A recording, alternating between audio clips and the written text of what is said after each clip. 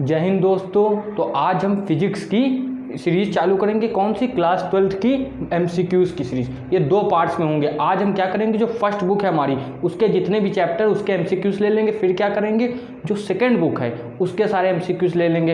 अब बहुत लोगों के मन में ये सवाल आ रहा होगा, क्लास 11th की सीरीज चल रही थी, अभी 12th कहाँ से आ गया? तो 12th में हम क्या कर रहे हैं, अभी केवल एमसीक्यूज़ ले रहे हैं। फिर चैप्टर वाइज जो सीरीज है वो हम 11th को पूरा करने के बाद ही चालू कर पाएंगे, क्योंकि बीच से कोई भी चीज़ छोड़ना सही नहीं रहता। आपके जो 11th के लेक्चर्स हैं वो आपको रेगुलर मिलते रहेंगे। आज ये 12th वालों बच्चों के लिए बहुत इंपॉर्टेंट रहेगा, मोस्ट इंपॉर्टेंट एमसीक्यूज़। और जो 11th में जेई मेंस की तैयारी कर रहे हैं उनके लिए भी क्लास इंपॉर्टेंट है, ठीक। उनका अच्छा सा माइंड मैप होगा। तो हम आज फर्स्ट बुक के पूरे क्वेश्चंस लेंगे, एमसीक्यूज़। देखना क्या लिखा, मोस्ट इंपॉर्टेंट एमसीक्यूज़, ठीक है। तो जितने भी बच्चे आ गए वो चैनल को सब्सक्राइब कर दें, शेयर कर दें, और जितने भी उनके जो जेई मेंस की या 12th में हैं उनको शेयर कर दें, क्योंकि एमसीक्यूज़ जो है वो आपके सीबीएसई बोर्ड में अच्छे खासे नंबर बना देता है। और जो यूपी बोर्ड वाले उनको तो पता ही है, एमसीक्यूज़ तो हर पार्ट में आता है, ठीक है। तो उनके लिए भी इंपॉर्टेंट होगा। तो चलो पहले ही चैप्टर से हम लोग स्टार्ट करते हैं, जिसका नाम है इलेक्ट्रिक चार्जेस एंड फील्ड, ठीक है। क्वेश्चंस जो है हमने फ़ोन की मदद से ले लिया है। इसमें क्या है, आपके बोर्ड के क्वेश्चंस है जो प्रीवियस ईयर है, और कुछ जो संभावना है जिनकी प्रोबेबिलिटी है आगे आने की वो हैं। तो पहला क्वेश्चन आपसे देखो क्या कह रहा है। पहला कह रहा है, if the size of the charge bodies are small, ना चार्ज बॉडीज का क्या कहा है, बॉडीज साइज स्मॉल है ना, स्मॉल है, then we treat them as. अगर जो चार्ज बॉडीज उनका साइज स्मॉल है, या फिर आप कह सकते हो वेरी स्मॉल है, तो उनको हम कैसा ट्रीट करते हैं। तो आपको दिए गए हैं 4 ऑप्शन। पहला तो 0 चार्जेस, दूसरा है पॉइंट चार्जेस, तीसरा है आपका सिंगल चार्जेस, और या फिर डी है नो चार्जेस। तो देखो कहीं चार्ज है तो वो 0 तो होगा नहीं, ये आप लोगों ने पढ़ा होगा। और पॉइंट चार्ज, इसमें हम बात कर लेते हैं, जो पहले गलत है वो कर लेते हैं। सिंगल चार्ज तो हो ही नहीं सकता, क्योंकि 2 चार्ज अगर हैं, चार्ज बॉडीज हैं मतलब 2 चार्ज या 2 से ज़्यादा।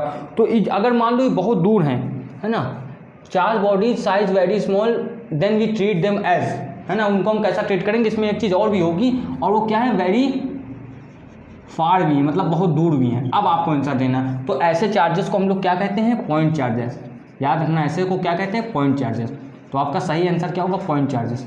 ऐसा क्यों है, देखो जब बहुत दूरी से आप देखते हो तो चार्जेस को, तो वो आपको ऐसे कैसे दिखते हैं, जो चार्ज बॉडी कोई भी होगी, कोई भी चार्ज बॉडी होगी, बहुत दूर से देखोगे तो पॉइंट ऑब्जेक्ट की तरह ही नजर आएगा। सेकंड क्या आपसे कह रहा है, सेकंड क्या, देखो एक काम या फिर करते हैं, हम लोग क्वेश्चंस को पढ़ लेते हैं। आपका इससे क्या होगा, कंसंट्रेशन अच्छा होगा, और सीधा आंसर्स लिखते हैं, इससे समय भी बचता है, ठीक है। अब इसमें कहना है, फोर्स पर unit charge is known as, जो फोर्स पर यूनिट चार्ज उसको क्या कहते हैं, क्या कह रहे हैं आपसे, फोर्स पर यूनिट चार्ज को क्या कहते हैं, ठीक है। आप सबको बताना है इसको क्या कहते हैं। ऑप्शन है electric current, electric potential, second option electric field, third option, और आपका फोर्थ क्या है, इलेक्ट्रिक स्पेस। तो सबने पढ़ रखा है, इसको कहते हैं इलेक्ट्रिक फील्ड। याद रखना क्या कहते हैं, इलेक्ट्रिक फील्ड ये कहते हैं, ठीक है। इसको, इसका फॉर्मूला कुछ इस तरह आप लिखते भी हो, E इक्वल टू होता है F/Q, ठीक है। और इसका एक फॉर्मूला बन जाता है F इक्वल टू QE। याद रखना, इससे आप रिलेट कर सकते हो F इक्वल टू ME। यहाँ से जो है F इक्वल टू क्या, ME बता रहे हैं, F इक्वल टू mg, ये फॉर्मूला पढ़ा है कि नहीं। या फिर F इक्वल टू, ये तो ग्रेविटी के लिए हो गया, F इक्वल टू ma। जब आप इनको कंपेयर करते हो तो ma इक्वल टू होता है QE, होता है कि नहीं, बिल्कुल। और अगर आपसे कोई कहते कि यहाँ से आप क्या निकाल सकते हो, तो एक्सेलरेशन की वैल्यू आती है QE अपॉन आपका QE अपॉन m। यहाँ से आप एक्सेलरेशन की वैल्यू निकाल सकते हो, ठीक है।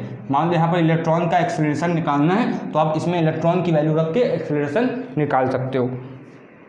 अब स्टेट 2 और फोर्स वाला क्वेश्चन आ गया, the total charge of an isolated system is not conserved.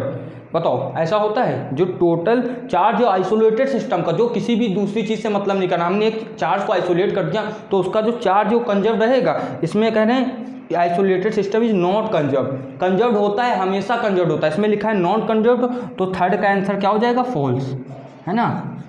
इसमें लिखोगे आप always conserved, isolated system always conserved, ये आपको याद रखना है, ठीक है। कंजर्व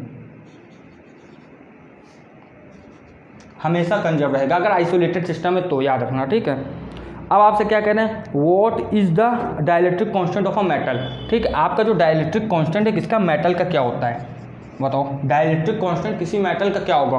ऑप्शन कुछ यू प्रकार है, -1, 0, 1 या फिर इन्फिनाइट। तो आपको याद रखना है जो हमारा मेटल होता है उसका डाइलेक्ट्रिक कांस्टेंट जो होता है वो हमेशा इन्फिनाइट होता है, ठीक है। क्योंकि देखो डाइलेक्ट्रिक कांस्टेंट जो होता है आप किसका रहता है, जो आपके इंसुलेटर्स वगैरह होते हैं उनका डाइलेक्ट्रिक कांस्टेंट होता है। लेकिन अगर यही मेटल की कभी भी बात आ जाए तो उसका आप हमेशा इन्फिनाइट बोलोगे। क्या बोलोगे?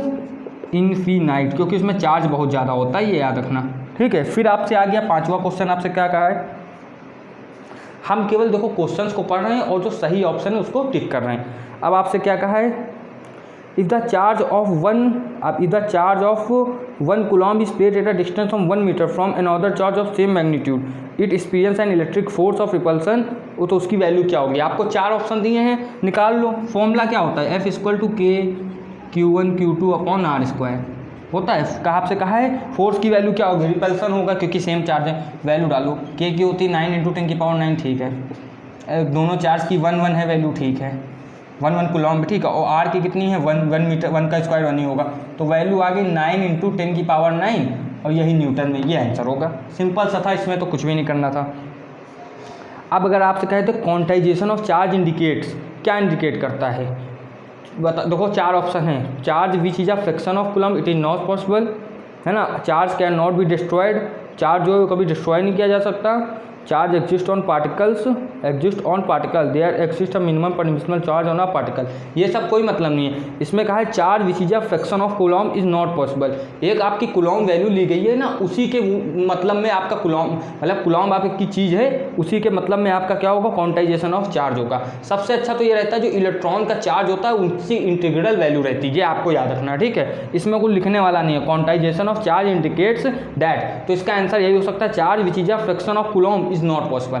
चार्ज जो है वो फ्रैक्शन ऑफ कूलम्ब नहीं होगा, पूरा कूलम्ब के उसमें ही होगा, ठीक है। उसका जो हो सकता है मल्टीपल हो सकता है, जैसा 5 कूलम्ब, 6 कूलम्ब, 7 कूलम्ब। फ्रैक्शन में आपको चार्ज नहीं लेना है, ये केवल इतना कहना चाहते हैं। 7 आपसे कहा है the property which differentiate 2 kinds of charge is called, the property, वो कौन सी प्रॉपर्टी है जो 2 चार्ज को आपस में अलग करती है, उनकी पोलैरिटी। पोलैरिटी क्या होती है, जिसको आप कहते हो पोलराइजेशन वगैरह नहीं होता है, जैसे नॉर्थ साउथ से अलग है वैसे प्लस माइनस से अलग है। तो क्या इसको अलग करता है, आप आंसर लिखोगे 7 के बाद जो 8वां सीधा आएगा, ठीक है। आपका क्या होता है, पोलैरिटी ऑफ चार्ज। यही क्या करती है, इसको खुद दूसरे चार्ज से अलग करती है, दोनों की पोलैरिटी। अगर एक माइनस हो तो दूसरा प्लस होगा, तो दोनों अलग चार्ज हैं। हालांकि अगर उनका जो ये है, हाउएवर जो उनका ये है मैग्नीट्यूड सेम भी हो सकता है, 5 कूलम्ब हो, लेकिन एक माइनस का एक प्लस का। अब आपसे क्या करें, give the information on field strength, direction and nature, ठीक है। कौन सी ऐसी चीज़ें जो हमको इन्फॉर्मेशन देती है फील्ड की, डायरेक्शन की और नेचर की चार्ज के। तो ये तो सबको पता है क्या होता है, इसका आंसर है आपका इलेक्ट्रिक फील्ड। इलेक्ट्रिक फील्ड जो है वही हमको सब कुछ चार्ज के बारे में बताती है। कैसे, देखो ये मान लो हमारा चार्ज रखा हुआ, तो ये ऐसे डायरेक्शन, अगर पॉजिटिव चार्ज है तो डायरेक्शन अवे होगी, नेचर भी बताएगी, पॉजिटिव है निगेटिव है, सब कुछ बता देता, ठीक है। लास्ट आपका क्या, अभी अच्छा ये 8 हुआ है, अभी 9 आपका क्या है, F = Q1 Q2 upon R², this is given by Coulomb. F = K Q1 Q2 upon R², इसमें थोड़ा मिस प्रिंट हो गया है, तो आपका वो क्या होता है, कूलॉम्स लॉ। याद रखना किसने दिया था, कूलॉम ने दिया था। वैसे ही F = G m1 m2 upon R², ये हमारे न्यूटन भाई साहब ने दिया था। What happens when a glass rod is rubbed with silk, इसमें क्या होता है, अगर जो आपकी ग्लास रॉड है वो रब की जाए किससे, सिल्क से, तो इसमें क्या होता है आपसे पूछा है, गिव्स प्रोटॉन टू सिल्क। इसमें लिखा क्या है, give proton to what happen when a glass rod is rubbed with silk. अच्छे से देखना, इसमें क्या होता है, इसमें थोड़ा सा आंसर गलत है, आप ये याद रखना, इसमें होता है गिव्स इलेक्ट्रॉन टू सिल्क, ठीक है। क्या होगा, इलेक्ट्रॉन टू सिल्क। इलेक्ट्रॉन देखिए, प्रोटॉन का आदान प्रदान कहाँ होता है, प्रोटॉन का कभी भी आदान प्रदान नहीं होता, हमेशा इलेक्ट्रॉन एक पार्टी से दूसरी पार्टी में जाता है। इसलिए क्या होता है, ग्लास रॉड पॉजिटिव हो जाती है, सिल्क जो है वो निगेटिव हो जाती है, सिंपल सी बात है, ठीक है। तो ये आपका आखिरी हो गया। इसमें क्या होता है, 10 में आप लिखोगे gives electron to silk, electrons to silk. ये आप 10 के 10 जो इनको आप नोट कर लो, हम इसके आगे सेकंड चैप्टर देखते हैं। अब जो है हमारा आ गया इलेक्ट्रोस्टैटिक पोटेंशियल एंड कैपेसिटेंस का, ठीक है। जो आपके पंखे में लगा होता है इसको कंडेंसर कहते हैं, वो कैपेसिटर ही होता है। कैपेसिटर का काम क्या होता है, आपका चार्ज स्टोर करना, और पोटेंशियल का काम क्या होता है आप जानते हो, जहाँ पोटेंशियल डिफरेंस होगा वहीं पर इलेक्ट्रिसिटी का फ्लो होगा, करंट का फ्लो होगा, इलेक्ट्रिक करंट का, ठीक है। अब देखो इसमें पहला क्वेश्चन आपसे क्या कहा है, आपसे कह रहे हैं the process in which a region is made free from any electric field is known as. हमने क्या किया, किसी जगह को इलेक्ट्रिक फील्ड से पूरा बचा लिया है, तो इसको हम लोग कहते हैं, लिखो इसका नाम लिखो, इसके आंसर है electrostatic forcing, electrostatic binding, electrostatic shielding या नन ऑफ द ऑप्शन। तो इसका याद रखना। आप देखो हम अगर किसी को आइसोलेट कर रहे हैं तो इलेक्ट्रोस्टैटिक, इसका नाम होगा इलेक्ट्रोस्टैटिक, ये आंसर है आपका। इसमें कौन सा होगा, सी, इलेक्ट्रोस्टैटिक शील्डिंग। देखो बताएंगे सारे ऑप्शन जो लिखे हैं, लेकिन आपको हम सही आंसर ही टिक करवाएंगे, ठीक है।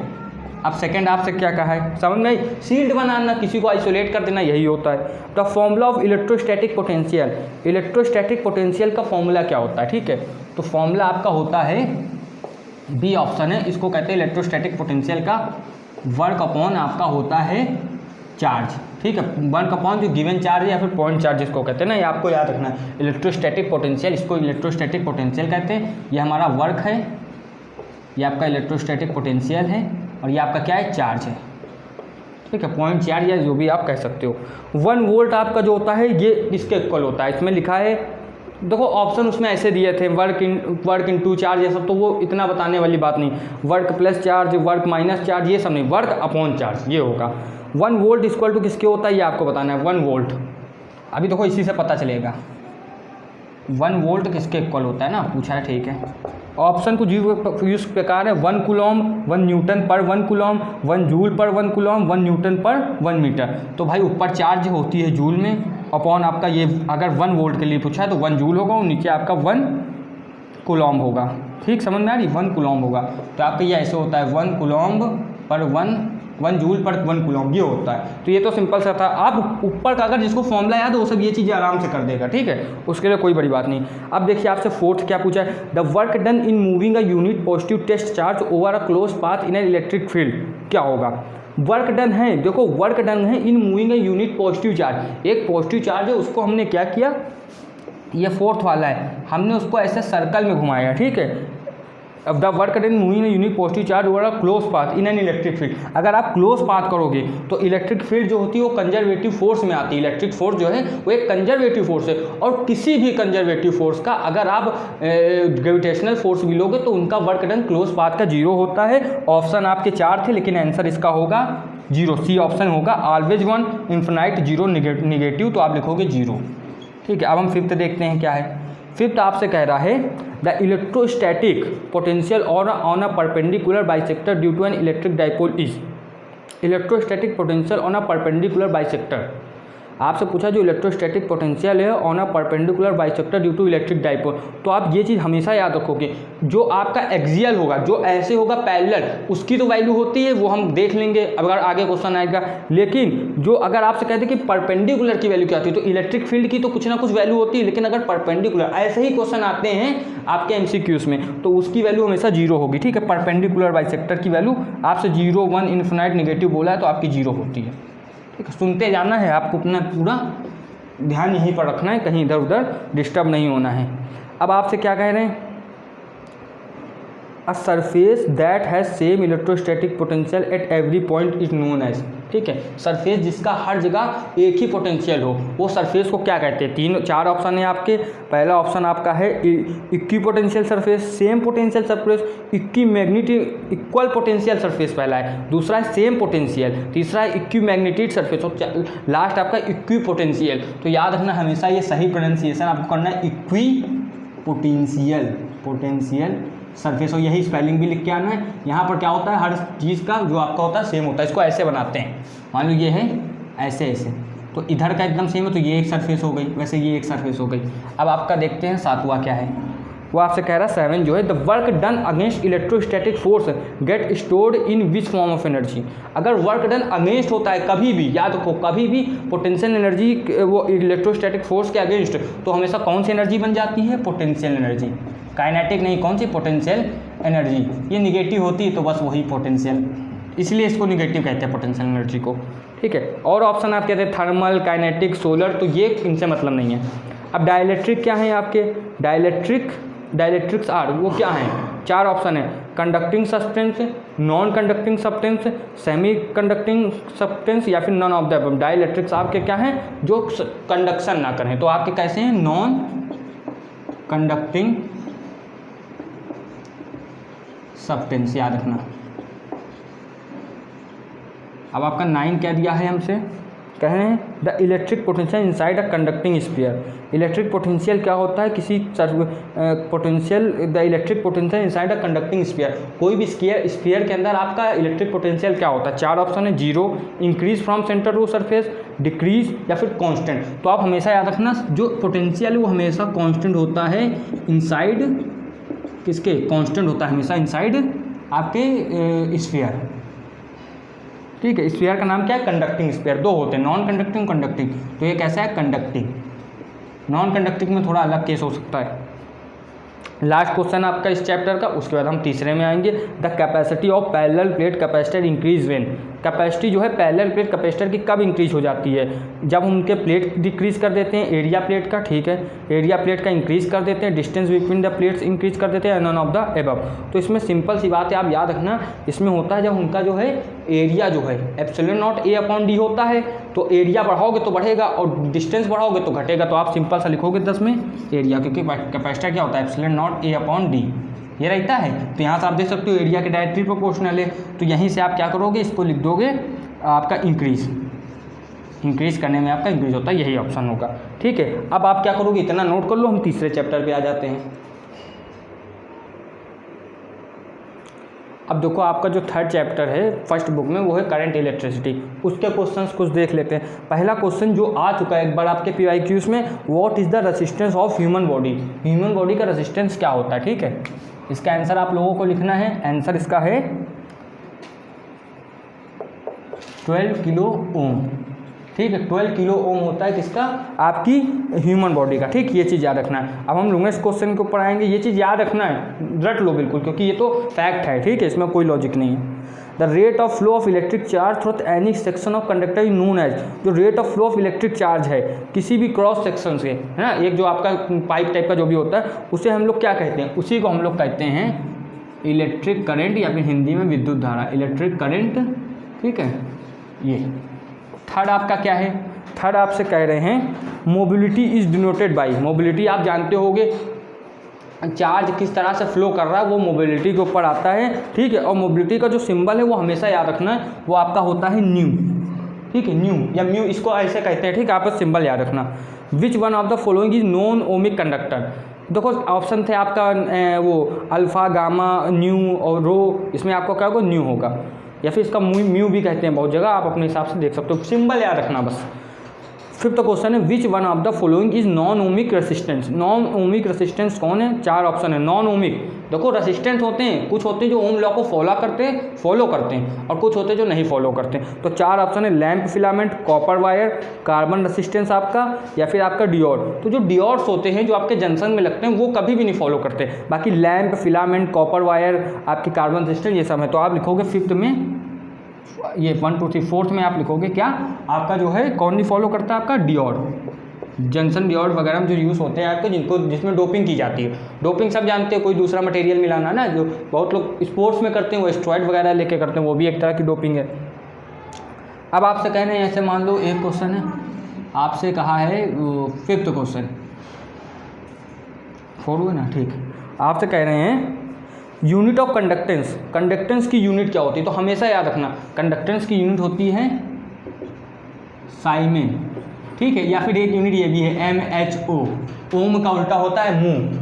ठीक है, MHO ओम का उल्टा होता है, याद रखना, इसको साइमन से कहते हैं। यूनिट पूछी थी। बाकी डाइन ओम वोल्ट्स दी हुई है, डाइन आपकी फोर्स की हो जाती है, हाँ फोर्स की, ओम आपकी वोल्ट की हो जाती है, वोल्ट तो वोल्ट की है ही, ओम आपकी रेसिस्टेंस की हो जाती है। Current density is uh, current density क्या है, स्केलर है, वेक्टर है, डायमेंशनलेस क्वांटिटी है, या none of the above option. तो हमेशा रखना आप करंट डेंसिटी, करंट नहीं, जो आपकी करंट डेंसिटी वो हमेशा कैसी क्वांटिटी है, वेक्टर। करंट डेंसिटी जो होती है वो हमेशा वेक्टर क्वांटिटी होती है, आपको याद रखना। ठीक है, J अपॉन एरिया करके आपका हो, तो J अपॉन मतलब वॉल्यूम करके उसमें आता है। 7 आपसे क्या पूछा है, आपसे कह दिया है that resistivity of a certain metal और alloys drop to zero when they are cooled below to a certain temperature, this phenomena is known as. मतलब क्या होता है, रेसिस्टिविटी जो होती है कुछ मेटल्स की ड्रॉप टू जीरो तक हो जाती है ना। व्हेन रेसिस्टिविटी क्या होती है, मटेरियल पर डिपेंड करती है। रो जो होता है उसी को हम लोग रेसिस्टिविटी कहते हैं। R equal to rho L upon A होता है, इसको याद रखना। आर जो है आपका वो रो एल अपॉन ए होता है, ठीक है। इसका फॉर्मूला ये जो होता है हमेशा मटेरियल के ऊपर डिपेंड करता है, ठीक है। ये जितना ज़्यादा होगा करंट उतना कम प्रोसेस कर पाएगा, ठीक है। तो ऐसा होता है दिस फिनोमेना नो, इस फिनोमेना को कहते हैं क्या, इसको कहते हैं सुपर, लिखो इसका सुपर कंडक्टिविटी। देखो अभी मजाक लग रहा होगा, लेकिन यही जब एक एक नंबर बोर्ड में नहीं मिल पाते तो बहुत खलता। तो एक एक चीज़ को अच्छे से देखो, 2-3 बार दोहराओ मेरे साथ, सुपर कंडक्टिविटी, ठीक है, कि याद हो जाए, क्योंकि ये तो याद करने वाली चीज़ है। इसमें कहाँ कुछ सॉल्व कर दोगे, सॉल्व वाली चीज़ें हो जाती। खलता पता कब है, जब आपसे पूछ दें कि बताओ ह्यूमन का रेसिस्टेंस कितना होता है, ह्यूमन की रेसिस्टिविटी कितनी होती है, रेसिस्टेंस कितना होता है, आपका दिमाग खराब हो जाएगा। अगर पूछ लें आपसे कि जो आपका वो है इसको किससे दिखाते हैं इस साइन को, है ना, या फिर इसका नाम पूछ दे तब दिमाग खराब हो जाता है, ऐसा होता है कि नहीं। तो इस सबसे आपको क्या लिखना है, मोबिलिटीज़ को कहते हैं, सब आपको बच के रहना है, ठीक है, कि ऐसी गलतियाँ ना हो कि खल के रह जाए। अब आपसे क्या करें, ट्रू और फॉल्स है, the total resistance in the series combination is more than the great, देखो फिर से समझना, total resistance in the series combination is more than the greatest in the resistance in circuit. जो सीरीज कॉम्बिनेशन में होता है वो हमेशा ज़्यादा होता है, जो सीरीज कॉम्बिनेशन में होता है वो हमेशा ज़्यादा होता है जो उसका ओवरऑल होता है सर्किट का। क्यों ज़्यादा होगा, क्यों, उसका रीज़न देख लो भाई। सर्किट है, मान लो उसमें ऐसे है ना, मान लो उसमें ऐसे भी है, मान लो उसमें ऐसे ऐसे जा रहा, ऐसे ऐसे जा रहा, लेकिन सीरीज में तो हमेशा सीरीज में होगा ना, तो सीरीज का ज़्यादा होगा तो यहाँ पर आप ट्रू लिखोगे, ठीक है। सीरीज में तो हमेशा सीरीज में होगा, वहाँ तो पैरेलल भी हो सकता है, सर्किट कैसा है हमें क्या पता, ठीक है। तो मेनली ऐसा ही होगा, अब याद रखना। The opposition offered by an electrolyte of a cell to flow of current through itself is known as. जो अपोजिशन ऑफर्ड किया जाता है उसको क्या कहते हैं, है ना। अरे यार ये तो सबको पता है, इंटरनल रेसिस्टेंस, जो भाई रोकता है करंट को फ्लो करने से उसको कहते हैं इंटरनल रेसिस्टेंस, याद रखना हमेशा, ठीक है। The opposition offered by electrolyte, मतलब एक रेसिस्टेंस तो होता है वायर का, एक इंटरनल रेसिस्टेंस होता है जो मतलब रोकता है, जो पोटेंशियल की वजह से बनता है, उसको हम लोग कहते हैं इंटरनल रेसिस्टेंस। सिंपल सी बात है। अब आप जो है इनको सबसे अच्छे से नोट करोगे, ठीक है, और जो हमने बोला है उसको आपने सुन के नोट किया होगा, ठीक, इससे कंसंट्रेशन बढ़ता है। हम इसके आगे बढ़ते हैं। अब आपका जो बहुत इंपॉर्टेंट चैप्टर है, ठीक है, देखो अभी तक सब इंपॉर्टेंट थे, लेकिन जो फोर्थ वाला है वो मैग्नेटिज्म का है। आपका चैप्टर नाम है मूविंग चार्जेस एंड मैग्नेटिज्म, है ना, और मैग्नेटिज्म इन अर्थ इसके बाद वाला आएगा। तो इसके बहुत इंपॉर्टेंट है, इससे एमसीक्यू अच्छे खासे बनते हैं। पहला एमसीक्यू देखो आपसे क्या कहा है, पहला आपसे कह रखा है the magnetic moment of a current I, current I flow होता है, ठीक है, carrying a circular coil of radius R and the number of terms and varies as, किसके तरह ये वेरी करता है। तो हमेशा याद रखना, जो मैग्नेटिक मोमेंट है ऑफ अ करंट आई, जिसमें करंट आई दौड़ रहा है, सर्कुलर कॉइल का रेडियस आर है उसकी, तो रेडियस से किस तरह से वेरी करता है ना, और नंबर ऑफ टर्न एंड से। तो आपसे किससे पूछा है, देखो यहाँ पर ऑप्शन और होते हैं, अगर नंबर ऑफ टर्न्स होते तो हम ऐसे बताते ऐसे बताते, लेकिन रेडियस के ऑप्शन दिए हैं, आर की पावर 4, आर की पावर स्क्वायर, है ना, आर की पावर आपकी मतलब आर स्क्वायर, आर की पावर 1 अपॉन आर की पावर 4, या फिर आपसे कह दिया आर। तो इसमें हमेशा याद रखना ये वेरी करता है आर स्क्वायर की तरह के हमेशा वेरी करता है। कौन, लिख लो यहाँ पर मैग्नेटिक मोमेंट। जैसे डाइपोल मोमेंट होता है वैसे मैग्नेटिक मोमेंट होता है, इसमें कोई बड़ी बात है नहीं, ठीक है। जैसे डाइपोल मोमेंट का फॉर्मूला ऐसे मैग्नेटिक मोमेंट का है, सब जानते हो आप लोग। यहाँ पर जो थी इंपॉर्टेंट वो बात हमने बताई। Magnetic field at the centre of a circular current carrying conductor coil is given by, भाई जो मैग्नेटिक फील्ड होती है सेंटर में, याद रखना सेंटर में जो होती है एकदम अलग होती है, ठीक है। आपको ऑप्शन दिए हैं 2, मतलब ऑप्शन 4 दिए हैं। पहला है देखो पहले तो मैग्नेटिक फील्ड को बी से डिनोट करते हैं, याद रखना, बी इक्वल टू आपको दिया है new I current, new I upon 2R, फिर आपका दिया है न्यू आई, न्यू जो होता है अब ये क्या न्यू नॉट है, पहले तो न्यू नॉट होता है परमिबिलिटी ऑफ मीडियम। अब ये परमिबिलिटी कहाँ से है, अगर किसी को डाउट है तो जैसे इलेक्ट्रिक में आपका परमिबिलिटी था वैसे यहाँ पर परमिबिलिटी है। भाई देखो एनालॉजी से समझो सब कुछ समझ में आएगा। तो mu naught plus I upon 2 plus R, यहाँ ठीक है। दूसरा क्या है, B equal to I upon 2R, ऐसा कोई फॉर्मूला बन ही नहीं पाएगा। लास्ट वाला आपका क्या है, B equal to mu naught R I upon 2। तो ये सब आप हटा दोगे, जब रेडियस, जब अगर सेंटर की बात आ जाए तो एक ही फॉर्मूला बनता है, वो आपका है new not I upon 2R होगा ना, ये आर है, पाई लग रहा है, आर की तरह बना देते हैं 2R, और ये आपका मैग्नेटिक फील्ड के इक्वल होगा, ठीक है। ये चीज़ आपको इतनी समझनी है। अच्छा देखो, अगर इसको उसकी वेक्टर की तरह बनाना हो तो ये ऐसे बन सकता है वेक्टर की तरह, ठीक है। आई कभी भी वेक्टर नहीं होगा, करंट डेंसिटी वेक्टर होती है, करंट भी कभी वेक्टर नहीं होता, टेंसर क्वांटिटी होता है, मतलब जिसका डायरेक्शन भी है मैग्नीट्यूड भी है, लेकिन वो vector law of addition follow नहीं करता। लॉजिक सिंपल्स है। थर्ड क्वेश्चन क्या है आपसे, मतलब जो MCQ है, आपसे कह रहे हैं SI unit of magnetic field. Magnetic field की एसआई यूनिट क्या होती है? भाई देखो ये तो सबको पता है, अपने महान साइंटिस्ट किसके नाम पे है? टेस्ला के नाम पे, कोई ना भूलना। इसको क्या कहते हैं? आपका ये कहते हैं सिंपल सा, टेस्ला होती है यूनिट। एक आपकी वेबर अपॉन मीटर स्क्वायर भी होती है, वेबर पर मीटर स्क्वायर। वेबर किसकी? वो इलेक्ट्रिक फ्लक्स की है, उसमें हम लोग ज़्यादा जाएंगे नहीं, अभी क्वेश्चन वो नहीं है, ठीक है। When the charge particle move, fourth question है, when the charge particle move in a combined magnetic and electric field then the force acting जिनका force acting in not war, उसको क्या कहा जाता है? ये भी हमारे फेमस साइंटिस्ट के ऊपर है, लॉरेंस समझ लो, जिनकी सीधी टक्कर थी किससे? मैक्स प्लांक से थी, किसमें? क्वांटम मैकेनिक्स में, ठीक है। इन्होंने ही मतलब अच्छे से बताया था कि जो दो फोर्स को कंबाइन कर देते, जब चार्ज जो है अपना फ्लो करता है तब उसमें केवल इलेक्ट्रिक फील्ड नहीं मैग्नेटिक फील्ड होती है। मैक्स प्लांक ने भी बताई थी, लेकिन इसमें सब साइंटिस्ट का थोड़ा थोड़ा सहयोग था, और लॉरेंस ने ये दोनों को साथ में चलते हुए बताया कैसे चलेंगे, तो इनके नाम पे फोर्स का नाम पड़ गया। बाकी ऑप्शन सेंट्रीपिटल फोर्स है, ऑर्बिटल फोर्स है, सेंट्रीफ्यूगल फोर्स है, ये ऑप्शन में होंगे नहीं आपके, मतलब ये आप तुरंत इनको रिजेक्ट कर दोगे, लिख दोगे लॉरेंस फोर्स।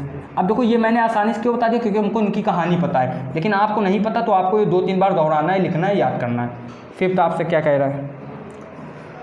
आपसे कहना जो मैग्नेटिक फील्ड है at any point inside the state solenoid. Solenoid में आपकी क्या होती है? सोलेनाइड ये होता है, अगर किसी को डाउट है सोलेनाइड में, तो सोलेनाइड ऐसे ऐसे का वायर होता है, इसमें ना बीच में इसमें रॉड लगी होती है और मैग्नेटिक फील्ड बनती है, ठीक है। तो इसका जो आंसर आपका होगा सिंपल सा न्यू नॉट आई, और आपका क्या रहेगा? एन। अब ये एन क्या है? जितने नंबर ऑफ टर्न्स होते हैं उसी को हम लोग क्या कहते हैं? एन कहते हैं सोलेनॉइड में। सोलेनॉइड को अगर मोड़ देते हैं तो उसको टोरॉइड कहते हैं, ठीक है। टोरॉइड अलग है और टोरंटो अलग है, ठीक है। दोनों टोरंटो वो आता था टोरेंट, इसमें पिक्चरें वगैरह डाउनलोड करते थे ना। अब तो बहुत कम है तो, क्योंकि इलीगल है। अब इसके बाद आपका क्या आ गया? 6। अब टेलीग्राम है। Cyclotron is a device. अब देखो कितने मस्त मस्त नाम आ रहे हैं। साइक्लोट्रॉन, जब हम इसकी अच्छे से स्टडी करेंगे पूरे चैप्टर की, तो आपको विस्तार में एक एक चैप्टर के बारे में बताएंगे, क्योंकि बहुत अच्छे नाम है। साइक्लोट्रॉन, आपका टोरॉइड, सोलेनॉइड, अभी तो हमने खुल के बात ही नहीं की है।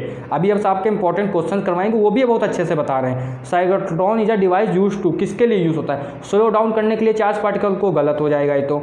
एक्सलेट द पॉजिटिव चार्ज पार्टिकल, है ना। Stop the charge particle none of the. अब साइक्लोट्रॉन से याद करो, ऐसा लग नहीं रहा कि कुछ घुमाने वाली चीज़ है, तो सिंपल सी बात है, ये एक्सेलरेट करता है पॉजिटिव चार्ज को। लिखोगे आप accelerates the positive charge, positive charge को एक्सेलरेट करता है। बस आप ये याद रखना, इसी का काम होता है साइक्लोट्रॉन का, ठीक है। ये काम होता है किसका? साइक्लोट्रॉन का। ये आपके सिलेबस में बीच में कोरोना में हटा दिया था, लेकिन बहुत गलत किया था, क्योंकि बहुत अच्छा टॉपिक है। अब फिर से है, क्योंकि अब कोरोना वगैरह तो है नहीं, बहुत अच्छा टॉपिक है। ये बहुत क्वेश्चन आता है कि जो 1 गॉस है, 7 क्वेश्चन है आपसे, 1 गॉस की वैल्यू क्या होती है? ये बहुत बार MCQ में पूछा है। 1 गॉस की वैल्यू क्या होती है? तो इसको हमेशा याद रखना, 1 गॉस होता है 10⁴ टेस्ला के बराबर, ठीक है। अब बहुत ऑप्शन है, 10⁴, 10⁻⁻4, 10⁻², 10⁻², तो याद रखना 10⁻⁻4 होता है। अब ट्रू फॉल्स आ गया है। Cyclotron is a device use to accelerate uncharge particle like neutron. बिल्कुल फॉल्स। अभी हमने पढ़ा पॉजिटिव चार्ज को, तो क्या होगा? फॉल्स। 8वां क्वेश्चन जो है फॉल्स। 9 वाला क्या है? 9 वाला आपसे कह रहा है लॉरेंस फोर्स जो होती है हमारी, उसका फॉर्मूला क्या होता है? लॉरेंस फोर्स जो होती है उसका फॉर्मूला क्या होता है? बहुत सिंपल सा आपसे सवाल पूछ दिया है, कुछ भी नहीं है, कुछ भी नहीं, बहुत सिंपल सा पूछ दिया। भाई देखो ये तो बहुत आसान है। देखो कैसे होगा, सिंपल सा। फोर्स का एक फॉर्मूला होता है F = QE, ठीक है। दूसरा फॉर्मूला होता है फोर्स का QVB, ठीक है। ये है मैग्नेटिक फोर्स का, ये इलेक्ट्रिक फोर्स का। जब आप दोनों को कंबाइन कर देते हो तो आपका लॉरेंस फोर्स बन जाती है, लॉरेंस फोर्स। इसका फॉर्मूला होता है QVB + E। तो आपका आंसर इसमें कौन सा? ये डी ऑप्शन है, तो डी ऑप्शन ही सही होगा, ठीक है। डी ऑप्शन ही सही होगा। बाकी भी है QV + B, वो समझने वाली बात नहीं, सेम ही जैसे हैं। जब देखो कुछ नए नाम देते हैं तो हम आपको ऑप्शन जरूर बताते हैं। जब उसी फॉर्मूले को ऊपर नीचे करके रखा है तो बताने का क्या मतलब? The concept of displacement current was introduced by. ये बहुत अच्छा क्वेश्चन है। डिस्प्लेसमेंट करंट मतलब समझ लो इतनी बड़ी चीज़ है, अभी आपको नहीं समझ में आएगी। डिस्प्लेसमेंट करंट से क्या हुआ था कि एम्पियर का पूरा जो करियर था वही गलत हो गया था। मैक्स प्लैंक ने बताया कि मतलब ये था कि करंट जो था इस पॉइंट से दूसरे पॉइंट में जा रहा था और बीच में बिल्कुल खाली था, कुछ था ही नहीं, तो यहाँ से यहाँ करंट गया कैसे, ये एम्पियर बता ही नहीं पाए थे, जिसके ऊपर करंट की यूनिट है। एम्पियर के ऊपर करंट की यूनिट है, लेकिन अगर वो चाहते हैं ना तो बाद में करंट की यूनिट अपने ऊपर कर लेते, क्योंकि पूरा अच्छे से करंट किसी ने बताया तो वो आपके मैक्सवेल ने बताया। तो आपसे कोई पूछ दे कि कॉन्सेप्ट जो है डिस्प्लेसमेंट करंट का ना 10वां क्वेश्चन है, डिस्प्लेसमेंट करंट का किसने दिया था, मैक्सवेल ने दिया था। क्वांटम मैकेनिक्स भी इन्हीं ने सबसे ज़्यादा इनका योगदान है। इलेक्ट्रोडायनेमिक्स में और मैग्नेटिज्म में सबसे ज़्यादा योगदान है किसका, मैक्सवेल का। ठीक है, क्रिकेट वाले नहीं हैं, ये दूसरे मैक्सवेल हैं। ठीक है, जेम्स मैक्सवेल। ये चीज़ इतनी समझ में, अब आप इतना पूरा नोट करोगे, हम पढ़ेंगे अगले चैप्टर में मज़ेदार तरीके से। अब हम क्या देखेंगे, अब हम देखेंगे आपका जो है चैप्टर मैग्नेटिज्म एंड मैटर। ठीक है, ये चैप्टर आ गया। इसमें आपका पहला क्वेश्चन जो है मस्त क्वेश्चन है, आपसे कह रहे हैं horse shoe magnet is an example of. ये किसका एग्जाम्पल, तो आप हमेशा याद रखना हॉर्स शू जो मैग्नेट है, आपसे कोई पूछ दे हॉर्स शू मैग्नेट किसका एग्जाम्पल, तो आप लिखोगे हमेशा शू किसका एग्जाम्पल है, हमेशा RT। ये क्वेश्चन आते हैं तो इसको समझ के रखना है। ठीक, आर्टिफिशियल मैग्नेट का।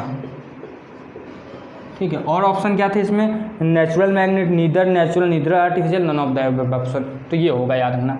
सेकंड क्वेश्चन क्या आपसे, सेकंड कह रहे हैं freely suspended magnet aligning in which direction. तो ये तो सबको पता है, जो फ्री मैग्नेट है वो कहाँ अलाई करता है, फ्री मैग्नेट। सब लोग पहले कमेंट में बताएंगे फ्री मैग्नेट कहाँ करता है। ऑप्शन है south west, east west, north south या फिर आपका नॉर्थ वेस्ट। तो सबको पता है, तो उत्तर दक्षिण, नॉर्थ साउथ। ठीक है, अब आपका थर्ड क्वेश्चन क्या है ये पढ़ लेते हैं। ये तो सबको पता है ना, अगर किसी मैग्नेट को ऐसे छोड़ दोगे बाहर मैग्नेट तो वो हमेशा नॉर्थ साउथ की डायरेक्शन में अलाइन होगा, यानी कि अपना दिखाएगा मुंह। Which among the following option displays higher magnetic susceptibility. तो ये याद रखना, सस्पेक्टिबिलिटी एक मैग्नेट की प्रॉपर्टी होती है। हम लोग जब चैप्टर करेंगे डिटेल में बात करेंगे तो वो किसको प्रॉपर्टी सबसे हाई किसकी होती है, सस्पेक्टिबिलिटी ना, आपकी स्पेलिंग इसकी पैक्टिबिलिटी होती है फेरोमैग्नेट्स की, फेरोमैग्नेट जो होते हैं उनकी होती। ठीक, हमेशा याद रखना किसकी, मैग्नेटिक मटेरियल लिख लेना। बाकी ऑप्शन थे पैरा, डाया। पैरा में तो होता ही नहीं है ना आपका, डाया ये सब है। चलो पैरा डाया अलग है, उनकी बात में करेंगे। अब permanent magnet has capacity to attract. जो परमानेंट मैग्नेट है वो किसको अट्रैक्ट करने की कैपेसिटी होती है, ओनली फेरो मैग्नेटिक मटेरियल। क्या, ओनली। और ऑप्शन क्या है, all substance, some substance, only ferromagnetic. तो आप लिखोगे ओनली, आपका क्या होगा, फेरो मैग्नेट। ये याद रखना है, ओनली फेरो मैग्नेट। ठीक है, ओनली फेरो मैग्नेटिक मटेरियल्स याद रखना। फिफ्थ आपका क्या है, आपसे कह रहा है the SI unit magnetic flux की। ये तो सबको पता है, वेबर होती है। क्या होती है, वेबर। ठीक है, अब आपसे कह दिया और ऑप्शन क्या थे, डाइन, टेस्ला, ओम। ये तो है नहीं। टेस्ला आप जानते हो किसकी है, सब अभी बताया था हमने। डाइन, ओम सब जानते हैं। सिक्स आपसे कह रहा है susceptibility is a positive for, किसके लिए पॉजिटिव होती है, तो ऑप्शन है फेरोमैग्नेटिक के लिए, पैरामैग्नेटिक के लिए, डायामैग्नेटिक के लिए या फिर ए और बी। तो आप रखोगे दोनों के लिए, ए और बी, यानी कि फेरो के लिए भी, मैग्नेटिक के लिए, और आपके किसके लिए, पैरा के लिए भी, पैरा के लिए भी। समझ गए, तो आपके दोनों के लिए क्या होती है, वो होती है। ये चीज़ इतनी याद रखनी है। अब इसके बाद आपका क्या आ गया, the magnetic dipole moment of a magnetic dipole moment of a magnetic pole.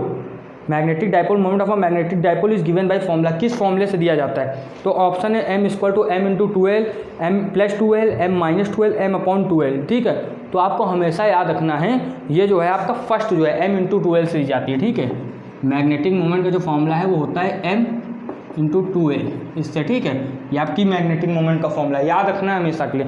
m×12 लिखा है। ठीक है, अब आपसे क्वेश्चन कर रहे हैं 8th question, what is the formula to find the work done in rotating the dipole.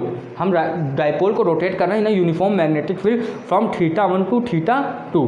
तो आपके ऑप्शन कुछ इस प्रकार हैं, जो आपका वर्क डन है mb मैग्नेटिक फील्ड आपका जो है हाँ मैग्नेटिक मोमेंट इनटू आपके मैग्नेटिक फील्ड होता है, याद रखना magnetic moment into magnetic field, ठीक है, ब्रैकेट में mb जिसको कहें हम लोग, cos θ अपॉन cos θ2, cos θ1 अपॉन plus cos θ2, cos θ minus cos θ2 या cos θ1 माइनस cos θ2। अब देखो cos θ1 ये दोनों में लिखा है लेकिन एक में m प्लस b है, तो आपका आंसर हमेशा ये होगा, आपका ये जो आंसर हमेशा क्या होगा mb cos θ1 माइनस cos θ2 हमेशा के लिए याद रखना, ठीक है। 9, अब 9 नंबर क्या है, what does a super conductor exhibit, ठीक है, जो सुपर कंडक्टर होता है वो कैसी अपनी प्रॉपर्टी दिखाता है, तो याद रखना हमेशा ऑप्शन है ferromagnetic, paramagnetic, diamagnetic, in of the above option. तो आपका क्या करता है वो आपका ये सुपर कंडक्टर जो होता है वो हमेशा डायामैग्नेटिज्म दिखाता है, डायामैग्नेटिज्म, ठीक है। 10वां आंसर, 10वां जो है आपका लास्ट है, true false, magnetic field lines do not form loops. सही बात है बिल्कुल, मैग्नेटिक फील्ड लाइन्स कभी भी लूप्स नहीं बताती, तो ये आपका क्या है रे, ट्रू,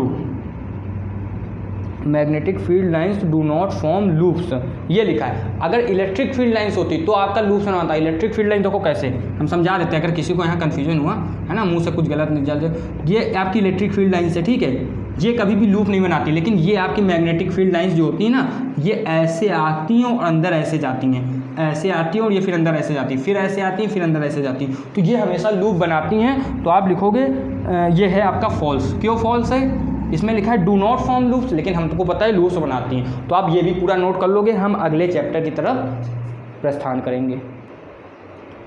अब जो है हमारा वो है इलेक्ट्रोमैग्नेटिक इंडक्शन, मस्त चैप्टर है सभी चैप्टर्स की तरह। और याद रखना फिजिक्स में कोई भी चैप्टर हो 11 से लेकर 12 तक, उसकी गारंटी मेरी है कि वो कभी आपको बोर नहीं करेगा। सेमीकंडक्टर्स भी बोर नहीं करते, पता क्या है, सेमीकंडक्टर्स में लगता है कि यार क्या है डायोड वगैरह, जो आप फ़ोन चला रहे हो, जिस फ़ोन से देख रहे हो, जिस फ़ोन से मैं क्वेश्चन देख रहा हूँ, जिसको ये मैं यहाँ पर लगाए हुआ, ये कुछ भी बिना सेमीकंडक्टर्स के चलती नहीं है। जिस दिन आपको ये पता चल गया, जो आप फ़ोन चलाते हो, अच्छे से कैमरे से फ़ोटो खींचते हो, जो आपकी चिप पड़ जाती है कैमरे में, वो बिना सेमीकंडक्टर के नहीं हो सकता। जो कैमरा लोग चलाते हैं DSLR वगैरह, तो सेमीकंडक्टर बहुत मस्त चैप्टर है। अब अगली बार कभी भी उसे पढ़ना तो बोर होके मत पढ़ना, बाकी सब चैप्टर तो अच्छे हैं ही। अब इसमें पहला क्वेश्चन है इलेक्ट्रोमैग्नेटिक इंडक्शन का, ठीक है, chapter. Which one of the following factor is the induced charge, which one of the following factor is the induced charge in an electromagnetic induction independent of ना, मतलब जो इंड्यूस चार्ज होता है electromagnetic induction वो किसका independent होता है। देखो भाई लिखा है रेजिस्टेंस ऑफ कॉइल का, बिल्कुल डिपेंड करता है आपका इंड्यूस चार्ज होता है। Charge of flux, change in of flux, कब फ्लक्स होगा तब भी, चेंज इन फ्लक्स होगा तब भी डिपेंड करेगा इंड्यूस चार्ज इलेक्ट्रोमैग्नेटिक इंडक्शन में। नन ऑफ द अबव, ऐसा बिल्कुल नहीं है। टाइम जो है उसका उससे कोई मतलब नहीं होता, टाइम से उसको क्या मतलब भाई, टाइम उसके फॉर्मूले में भी नहीं आता, तो टाइम से इलेक्ट्रोमैग्नेटिक इंडक्शन को कुछ नहीं मतलब। जितना वो दे रहा है वो 2 घंटे बाद भी देगा, उसमें कोई फर्क नहीं, ठीक है। ये टाइम इलेक्ट्रिसिटी में भी नहीं होता। अच्छा ये बताओ, जब आपके यहाँ लाइट आती है, जब आपके यहाँ लाइट आती है तो आती है, जब जाती है तो तुरंत चली जाती है, ऐसा तो होता नहीं कि धीरे धीरे वापस जाए, ऐसा नहीं होता ना। तो लाइट का टाइम के ऊपर कहाँ डिपेंड करेगी इलेक्ट्रिसिटी, समझ में आ रही बात, ठीक है। चार्ज जो है टाइम के ऊपर डिपेंड करता है, rate of flow of charge, ठीक है। अब आपसे सेकंड पूछा, which one of the following states that whenever there is a change in the magnetic field link with electric circuit and EMF induced. ये कौन बताता, तो ये भाई बहुत महान इंसान है इलेक्ट्रोमैग्नेटिक में, जिसने सबसे ज़्यादा काम किया। ये आपके जो फराडेस के लॉ हैं वो बताते हैं, ठीक है। ऊपर लिखा है लेंस लॉ, ओम्स लॉ, फराडेस या नॉन ऑफ द अबव। तो जो इंड्यूस EMF है ना, जिसको कहते हैं सन्स किल फादर, मतलब जो इंड्यूस करता है उसी को मारने लगता है, ठीक है। ये इसमें मतलब एक कहावत रहती है, ठीक है। तो इसको जो सबसे पहले बताया था वो फराडेस लॉ ने, अपने इलेक्ट्रोमैग्नेटिक इंडक्शन लॉ की वजह से फराडेस ने बताया था। तो आप लिखोगे ये किसने बताया था, Faraday's laws of electromagnetic induction, EMI, ठीक, चैप्टर का नाम ये EMI, वो वाला EMI नहीं, ठीक है। Which one of the following gives the polarity of induced EMF, मतलब following gives the polarity of induced EMF, जो पोलैरिटी इंड्यूस्ड EMF में वो कौन देता है हमें, कौन बनाता है। तो आपसे कह रहे हैं बॉयड-सेवर्ट लॉ, अच्छा Lenz law, ampere circuital law या फ्लेमिंग्स राइट हैंड रूल। तो भाई पोलैरिटी जो है ये हमेशा आपका लेंस लॉ बताता है, ना ही बायो-सेवर्ट, ना ही एम्पियर, ना ही फ्लेमिंग। तो आपका कौन बताता है, लेंस लॉ। लेंस लॉ को आप याद रखना, ये इसी के लिए फेमस है, लेंस लॉ, ठीक है। फोर्थ आपका आप देखें क्या है, electrical inertia is a measure of, electrical inertia जो है ये किसका मेजर है, ये आपको बताना है। सिंपल सा क्वेश्चन है, कोई भी बता सकता है। तो इसमें लिखा है self inductance, mutual inductance, impedance. Impedance तो बिल्कुल भी नहीं है, ठीक है। इलेक्ट्रिकल इनर्शिया जो है वो सेल्फ इंडक्टेंस है। क्या? सेल्फ इंडक्टेंस का याद रखना आप लोग, सेल्फ इंडक्टेंस, सेल्फ इंडक्टेंस ये याद कर लेना। कुछ चीज़ें तो बिल्कुल याद कर लेना, ऐसे ये क्वेश्चन कहो तो आपको टीचर पढ़ाएगा लेकिन एमसीक्यू में आ जाता है। अब फिफ्थ क्वेश्चन क्या है, which one of the following laws is the sequence, which one of the following laws is the consequence of law of conservation of energy, which one of the following laws is the consequence of the law of conservation of energy, Lenz law, Ohm's law, Archimedes law, या फिर आपका all of the above. तो भाई electrical एनर्जिया जो बता रहा है वो किसके ऊपर है, आपका लेंस लॉ के ऊपर। तो जो आपका है कंजर्वेशन ऑफ एनर्जी वो भी लेंस लॉ ही दिखाता है, लेंस लॉ आपको याद रखना है, ठीक। ये चीज़ हमेशा याद रखना है। अब आपका जो 6 है वो देखें क्या है, 6 आपका है which one of the following apparatus construction, which one of the following apparatus construction uses electromagnetic induction. Electromagnetic induction को कौन यूज करता है, वोल्ट मीटर, गैल्वेनोमीटर। गैल्वेनोमीटर जो है वो वोल्ट मीटर का ही थोड़ा एडवांस वर्जन है, ठीक है। जनरेटर आपका या फिर इलेक्ट्रिक मोटर, सबको पता है जो इंडक्शन की तरह वर्क करता है वो हमारा जनरेटर होता है। कौन? Generator, generator. देखो उसका नाम भी है जनरेटर, और जो ये इंडक्शन वो भी जनरेट होता है, ऐसे याद रखना।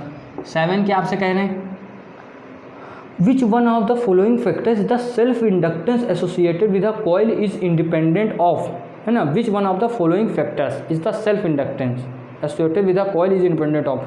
सेल्फ इंडक्टेंस जो है मतलब किस फैक्टर से इंडिपेंडेंट है, इंड्यूस वोल्टेज से बिल्कुल नहीं। सेल्फ इंडक्टेंस की बात हो रही है, करंट से बिल्कुल नहीं। आपका ये वाला किस में होगा, इंड्यूस वोल्टेज, करंट, या ये टाइम से होगा। इसको आपको याद रखना है, टाइम से, ठीक है, टाइम। अब इसके बाद आपका आ गया 8वां, क्या आपका है which one of the following rules use to identify the direction of current induced in a wire moving in a magnetic field. तो जो करंट इंड्यूस होता है in a wire moving in a magnetic field, इसके लिए एक ही rule लगता है, उसको कहते हैं फ्लेमिंग्स, फ्लेमिंग भैया, famous Fleming's left hand rule. Left hand, right hand नहीं, आपका कौन सा, लेफ्ट हैंड रूल। ये याद रखना ना, राइट लिखा है, एम्पियर्स रूल लिखा है, ये सब नहीं। विच one of the following statement is true, कौन सी स्टेटमेंट आपकी ट्रू है, ठीक है। अब metal plate can be heated by passing इधर डायरेक्ट करंट और अल्टरनेटिंग करंट, ठीक है। अब metal plate can be heated by placing इधर टाइम इनवेरिएंट मैग्नेटिक फील्ड, ठीक, ये भी बात पढ़ ली। अब metal can be heated by placing in a time variant in it a time variant magnetic field, metal can be heated by placing it in a, ये तो दोनों एक ही ऑप्शन है। तो इसमें पहला ऑप्शन जो है आपका वो सही रहेगा। अगर एक मैग्नेटिक फील्ड में रखने से कोई फायदा नहीं, ठीक है। आपकी तब हीट करेगी जब आप उसमें करंट पास कराओगे। तो पहला आपका क्या होगा, करंट, करंट जरूरी है पास कराना, ठीक है, अगर आपको हीट कराना। 10वां क्या है, देखो the induce EMF is equal to the coefficient of self inductance is equal to the is equal to the induce EMF, जो आपका इंड्यूस EMF है इलेक्ट्रोमोटिव फोर्स है ना, जो कि वोल्टेज होता है, याद रखना, is equal to the coefficient of self inductance is equal to the unity when rate of change of current is unity. Rate of change of current अगर यूनिटी है तो आपका ये यूनिटी हो जाएगा। Rate of change of current अगर unity है तो ये पक्का यूनिटी हो जाता है, इसको आप ट्रू लिखोगे, है ना। तो आपका क्या होगा, induce EMF equal to the coefficient, वो भी आपका यूनिटी हो जाता है। इसी साथ आपका ये भी खत्म हो गया। अब हम देखेंगे अगला आपका चैप्टर जो है, अब जैसे क्वेश्चन, अब हमारे पास अल्टरनेटिंग करंट चैप्टर आ गया, 7th चैप्टर है, ठीक है, सेकेंड लास्ट।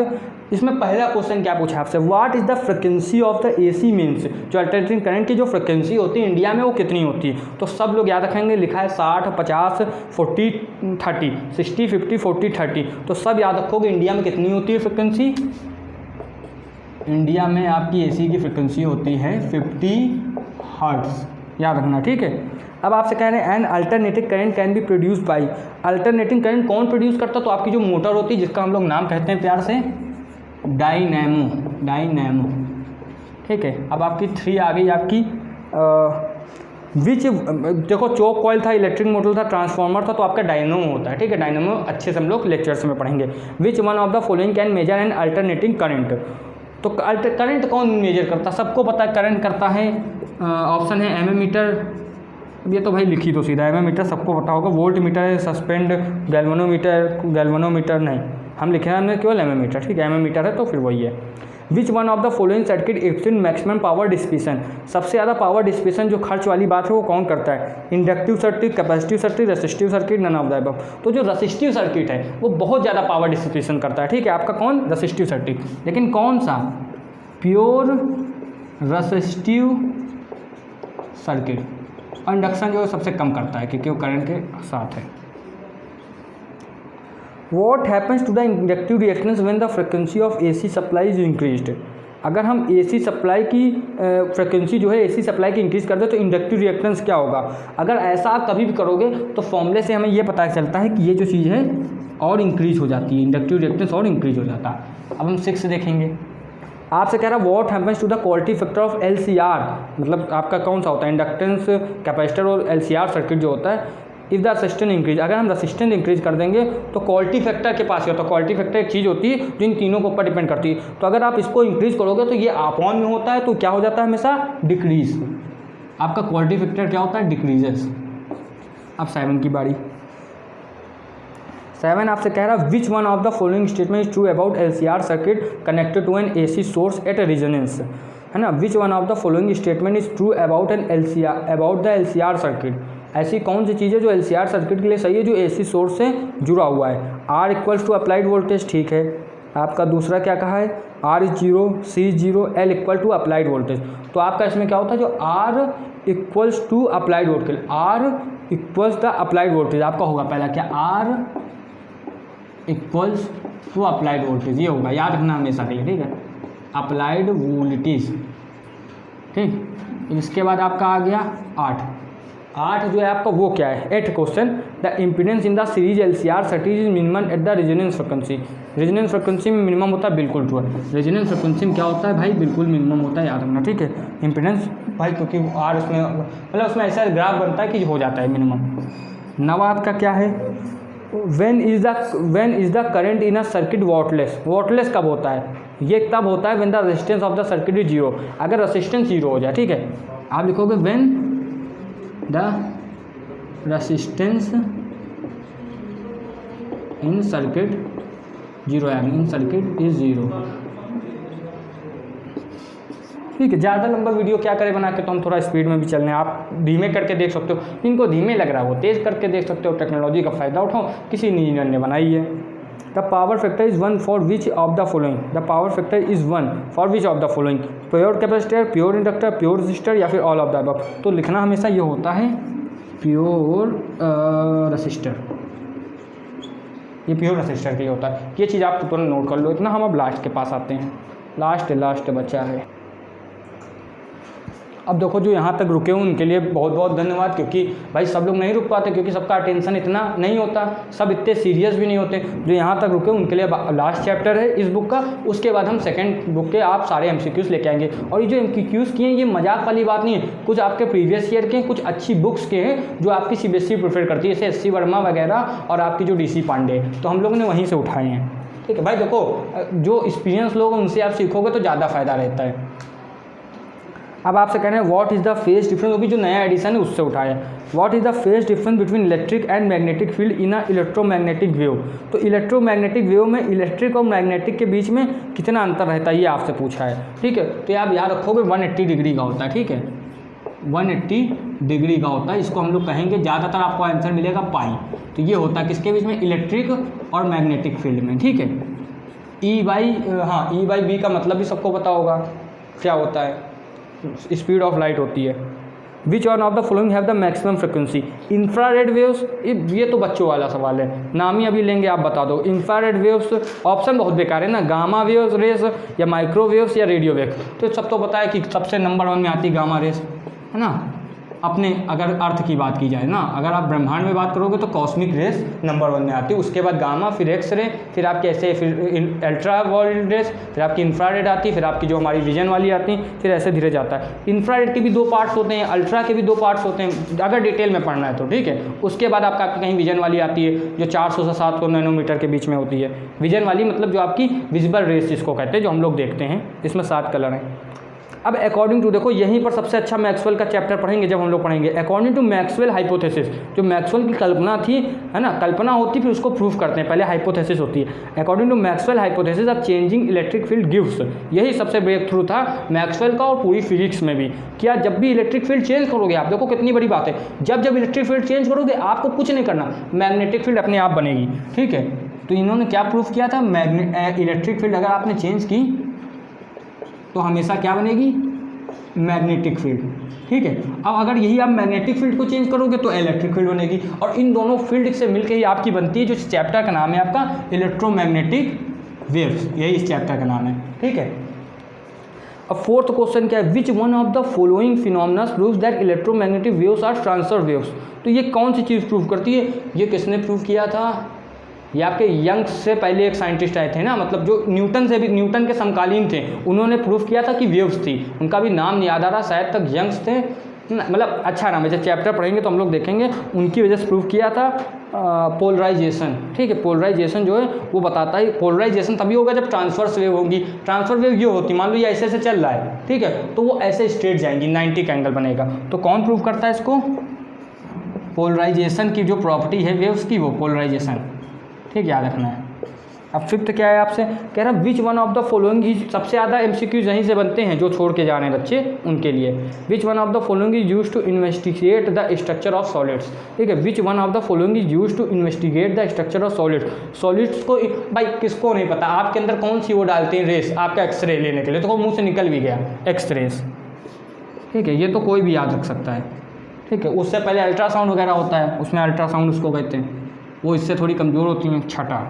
छठा आपसे कह रहा है, six question, which one of the following radiation are use to treat muscle a ना, जैसे मसल एच जिसको कहते हैं, मसल एच जिसको कहते हैं, वो आपकी वेव्स होती है थोड़ी कमज़ोर वेव्स, इंफ्रारेड वेव्स। ठीक है, अब आपकी 7 क्या है, 7 आपसे कह रहे हैं, when is the conduction of current same as the displacement current। ऐसा कब होता है, जो कंडक्शन करंट होता है, जो नॉर्मल करंट होता है, जो हवा में होता है करंट, वो आपका कब सेम हो जाता है। डिस्प्लेसमेंट करंट जो होता है उसको हम लोग हवा का करंट कहते हैं या फिर आयनाइजेशन करंट कहते हैं। तो वो आपका क्या है, when the source, देखो ऑप्शन क्या है, when the source is AC, ठीक है, when the source is DC, when the source is either an AC either or AC, when the source is neither AC not AC। Last वाला तो बिल्कुल गलत है, या AC होगा या DC होगा, तीसरा कोई सोर्स आज तक बना है नहीं। तो आपका चाहे AC हो चाहे DC हो, तो आप इसमें लिखोगे चाहे AC हो, AC मतलब और लगाओ, चाहे AC हो या फिर DC हो, काम चल जाएगा। किसके लिए, कंडक्शन करंट और डिस्प्लेसमेंट करंट एक होने के लिए। And electromagnetic wave can be produce when the charge आपका मूव कर रहा हो सर्कुलर ऑर्बिट में, इसमें देखो ए और बी ऑप्शन होंगे, और कांस्टेंट वेलोसिटी से।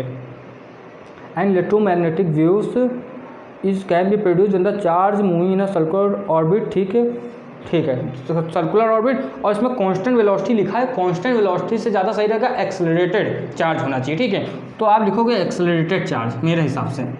ठीक है, इसको देख लेंगे, इसका एक्सेलरेटेड चार्ज, इसमें टिक तो लगा हुआ नहीं है लेकिन इसमें ऑप्शन ये वाला नहीं है एक्सेलरेटेड चार्ज, टिक लगा होता तो हम देखते हैं। एक्सेलरेटेड चार्ज ज़्यादा सही है, एक्सेलरेटेड चार्ज अच्छा मूव नहीं करता है, तो बस काम खत्म। When which waves are use to artificial satellite for communication. कौन सी वेव्स होती हैं भाई, ये तो सबको पता है, माइक्रोवेव्स। ठीक है, कम्युनिकेशन वेव्स, इनका नाम भी है कम्युनिकेशन वेव, यानी कि माइक्रोवेव्स, रेडियो वगैरह में भी यही होती है। लास्ट आपका आज का question, the ratio of contribution made by magnetic field and electric field component EMF में कितना होता है भाई।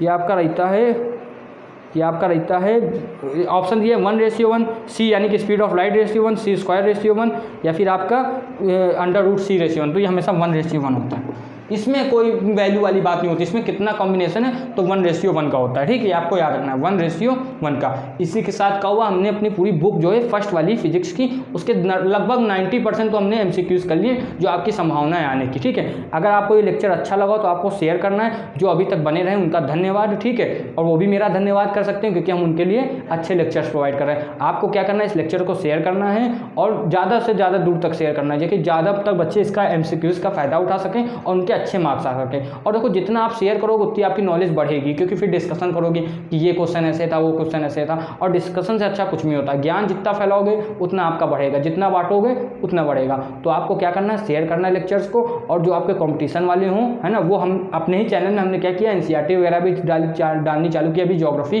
क्लास 9 की डाली है, 6 की, 7 की, 8 की, सबकी डालेंगे। तो आपको बस बने रहना, जो कंपटीशन वाले हों या फिर जिनका बैकग्राउंड मान लो उसने फिजिक्स ले लिया है, अब तो हो गया ना, ज्योग्राफी ले सकते हो, फिजिक्स ले सकते हो, ये सब है। तो आप वो लोग भी इसको चैनल को सब्सक्राइब करें और शेयर करें। पढ़ाई करते रहें। जय हिंद।